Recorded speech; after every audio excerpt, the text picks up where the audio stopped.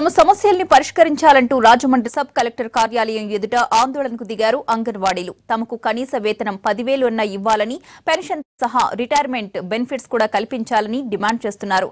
ICDS ప్రైవేటీకరణ చర్యలు నిలుపు చేయాలని, అమృత హస్తం పెండింగ్ బిల్లులు చెల్లించాలని కోరారు నిరసనకారులు.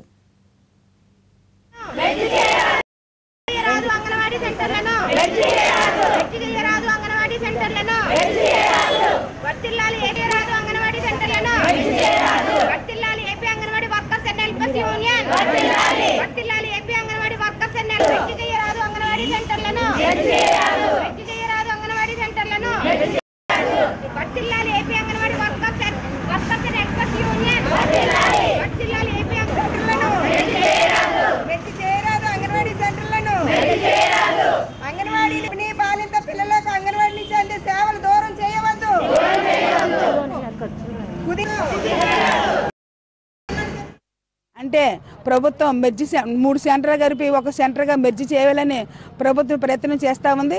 దాన్ని మేము వ్యతిరేకిస్తూ ఉన్నాము. పిల్లలు 1 కిలోమీటర్ దూరం నుంచి అంగన్వాడీ సెంటర్కి వచ్చి ఫుడ్ తినాలని చాలా కష్టము. ఒక హెల్పర్ 1 కిలోమీటర్ దూరం నుంచి పిల్లల్ని తీసుకొచ్చి మళ్ళీ భోజనం పెట్టి విధానం కూడా తను చేయలేని పరిస్థితి.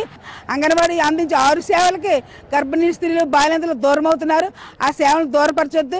3 సెంటర్లు కలిపి ఒక సెంటర్ 9,000 రూపాయలు అద్దెగల సెంటర్ని తీసుకోమంటుంది ప్రభుత్వం.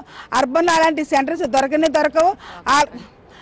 ఆల్రెడీ మాకు 4 నెలలు ఇంటర్ ఉన్నాము. వాళ్ళేమో అద్దెలు ఇవ్వకుండా మా సెంటర్ ఖాళీ చేయొద్దని తాళాలు వేసేస్తూ ఉన్నారు. దీన్ని వ్యతిరేకిస్తూ ఉన్నాం.